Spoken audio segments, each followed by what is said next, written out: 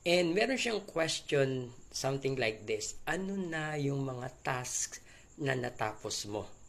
Okay? At dahil naka-duty ako for the whole day in 3 services as a multimedia operator, lagi kong naririnig yung mga tanong na yon in 3 services. At ang mga papasok lang naman sa isip ko is mga work-related or mga gawaing bahay na tiniteka-teka mo kasi nga meron akong sakit na manana habit, and most of the time nagpo-procrastinate ako, and I'm good in wasting time and killing the time.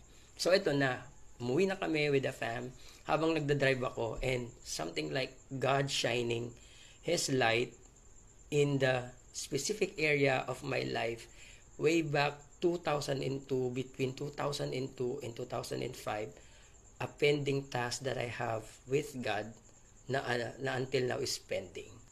And ano yun? Kikwento ko sa inyo in next video.